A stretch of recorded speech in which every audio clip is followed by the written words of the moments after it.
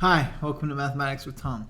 I am Tom, and today we are going to tackle just one example of the determinant and applying the properties to solve what might not look like an obvious matrix. So here's what we're going to do. We're going to take the determinant of the matrix, I wrote this down, 1 minus a, 1, 1, 1, 1 minus a, 1, 1, 1, 1 minus a. Now, let's justify each step. And the first step is, oh goodness, how about this? Let's take row 1, and we're going to subtract row 3. Now, what do we know about that? Well, very simply, we know that row operations do not affect the determinant, so I'm going to move forward with that. And not only that, you know what? Let's do that twice. Let's also take row 2 and subtract row 3, and then let's see what happens. So now I'm going to be taking the determinant of, so this becomes row 1 is 1 minus a minus a 1, so this is going to be a minus a. Then I have a 1 minus 1. Then I have a 1 minus 1 minus a. Well, that's going to be plus a. Okay, now let's take this row 2 minus row 3. So that's going to be a 0. Then 1 minus a minus 1 is minus a. And then 1 minus a is positive a. And then my third row is unchanged. 1 minus a. Now, if I look at this, I don't think I've done myself any good at all until I look closer and I remember the properties. Look at this. No, this is not so obvious, but think in rows now, or in a horizontal form. Notice this. Look at this is column 1. That red is hard to see. Let's use this pretty golden color. Look at this. If I have column 1, and I added it to column 3, well, notice that that would give me a 0 in that first component of column 3.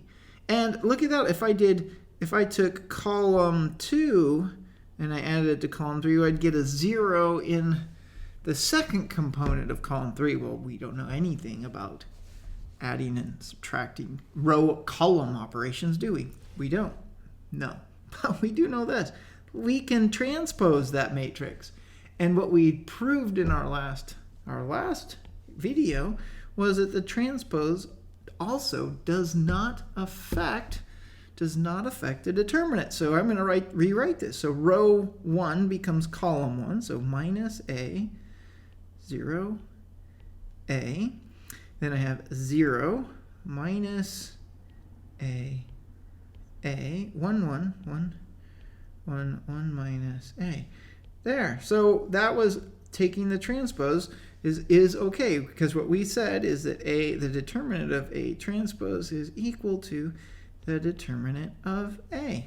And in the earlier, we said that the determinant of a is equal to the determinant of u, meaning we had just done row operations on a. So far, we haven't done anything other than just make this more convenient. So by applying the properties. Well, here we go. Now I'm going to take row 3 and add row 1. And let's see what we get. So now I have a minus a. This is by rows, 0, 1.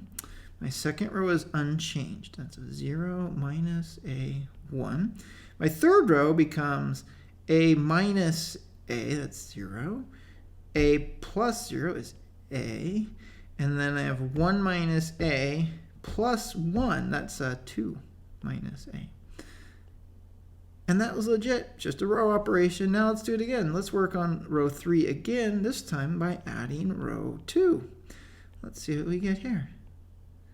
This is a minus a, 0, 1. So the first row is unchanged. The second row is unchanged, so 0 minus a, 1. The third row, though, becomes 0. Then we have an a minus a, that's a 0. Then I have a 2 minus a plus 1. That's a 3 minus a. Whoa. What do we have? This is very simply the determinant of a diagonal, or not diagonal, this is a triangular, we'll call it T, for a triangular matrix. Well, wait a minute, what is that? We said earlier, if you have a triangular matrix, it's just the product of the components of the diagonal. So, wait a minute, that's just a minus A times a minus A times 3 minus A, and we can clean that up. But one more step. How about we get an A squared times 3 minus A.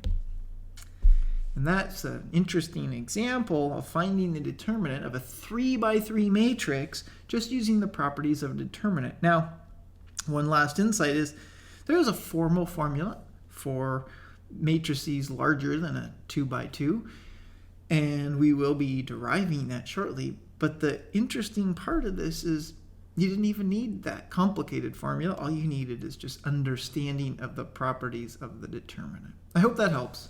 Thanks for watching.